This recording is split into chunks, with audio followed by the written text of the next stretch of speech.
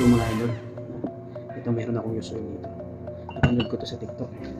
Sabi niya pag yung use oil daw, ang term pa niya doon sa TikTok ay gutter oil. Kung sinearch ko yung gutter oil, use oil pala siya mga lods. Sabi niya, kapag daw nilagyan mo ng bawang yung use oil, so babalatan natin ito mamaya mga lods. Ilalagay natin sa use oil. Pero para sigurado talaga na mapapabad sa mga lods, buha ko nito. Sabi niya kasi, kapag ka use oil yung langis, diba? Pag nilagay mo daw yung bawang, pag nag-green siya mga lods, ibig sabihin, gutter oil siya or use oil siya. Titingnan natin kung totoo ba yun. Titingnan natin kung mag-green ba yung bawang. Kung nilagay natin kahit nasa use oil. Ito.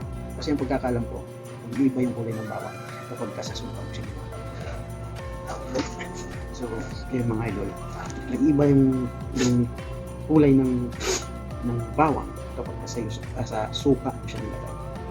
So, trinay ko natin yun. Masarap rin natin. Kaya lang medyo talagang ang amoy ng bawang. Pero masarap siya. Pagdating sa ulam ng prito, sarap. So, yun mga lods, lalagay natin dito. Kuha tayo ng hindi siya matatapon. So, dito na lang mga lods. Lagay ko na lang siya dito para hindi matapon. Teka, nakalagay natin para sigurado mga lods. Matapon lang siya sa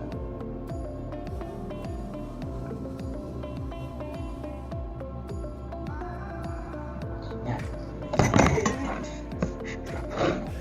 Ikarga na natin siya. O yan, use na sila para sa hugasan natin yung mamaya. Kagalit na may biscuit.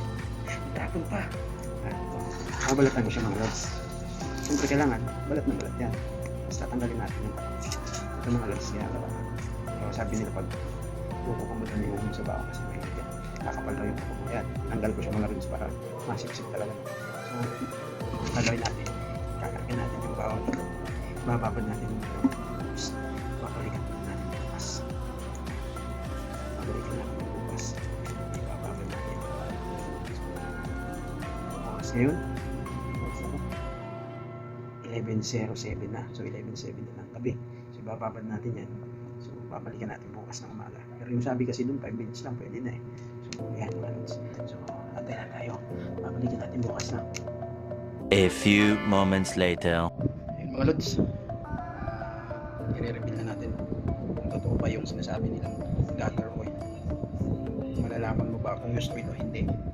Yung langis. Ito yung kagabi mga lods. Ngayon ay tanghali na, ay hapon na, taon na. So ito yung binabad natin kagabi. Ayan, use oil na po yan. So yun, kita nyo naman mga lods yung bawang. Ayan, yung dalawang piraso. Hindi nagbawang. So tapos, walang katotohanan mga lods. So now you know. Babago lang ito pag asin. Lagay ito sa asin. Asin ito lang sa utak. Malalaki sa asin. Now you know. Moment of truth. Revelation.